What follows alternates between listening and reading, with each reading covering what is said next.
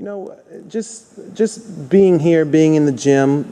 There's pictures and posters, even with your shirts.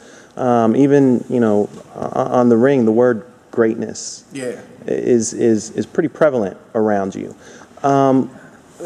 Talk about the meaning of greatness to you as far as being a fighter is concerned. I think it's the word greatness is thrown around a lot these days. We use it too much, and it's tough to say who's a good fighter. Who's a great fighter, who's an elite fighter. It's tough, to kind of say that. Sometimes it's obvious. You don't have to worry about, the Mayweathers of the world or the Sugars of the world. Those guys are great, but sometimes it's hard to say who's great and who's not. I try to stay away from it in terms of, giving myself a title. I feel like greatness is a commitment every day. When people are looking and when people aren't looking. When the lights are on, the cameras are on, and when the cameras are not on. And I think whatever you do or don't do, it shows up fight night. And ultimately, it's about, facing the best and beating the best. And sometimes you lose against the best, and then, great fighters come back and end up beating the best again. So it's a journey, man. It's not a sprint. It's a marathon. But it's a task that I'm taking on every day, because at the end of the day, when my career is over, man, I want to be considered elite. I want to be considered, a guy who fought the best, competed against the best, and was able to beat the best. Yeah, you seem really driven by greatness, driven by that desire to be elite and to be considered one of the best. That's rare in fight. I know a lot of fighters say they want to be great, but it's one thing to say it and another thing to actually be driven by it. I don't know. It's always been who I am.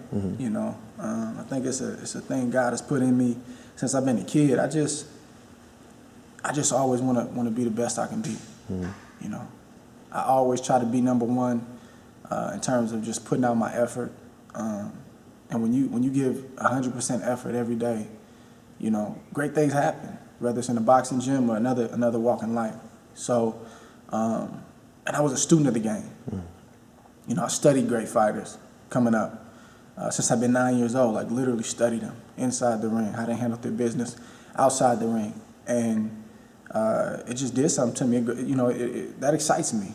When I see great fights and you talk about great fighters, I had the privilege a couple years ago to go to Canastota, New York, to the Boxing Hall of Fame. Man, I had a blast. I'm around guys that I saw on TV. We getting at each other. Man, he's like, man, you too small, man. I'd have outboxed you. I'm like, man, what you talking about, man? We did this for 3-4 days straight. Wow.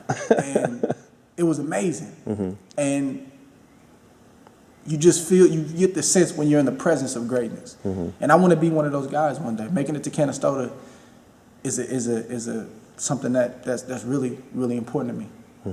It's really important.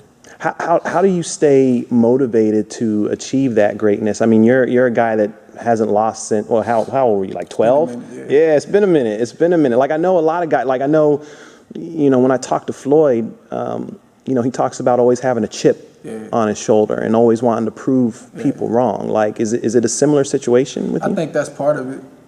I think that's part of it. It's not, I think the chip on your shoulder is necessary because I haven't been given anything in the sport. I came in, as a gold medalist, and many would think that, everything would have been given to me, and it was the opposite. I was blessed coming in financially and different things like that, but nothing was ever given to me. I've never been a media darling. The media never gave me a position before I got there. I had to earn it. And even being in the position I'm in now, there's still question marks where people are wondering, well, you beat that guy, but what about this? So I definitely use that. The other piece is God has blessed me with a talent.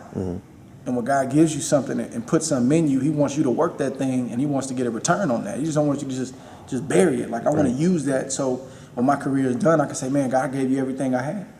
And I'm ultra competitive. I hate to lose.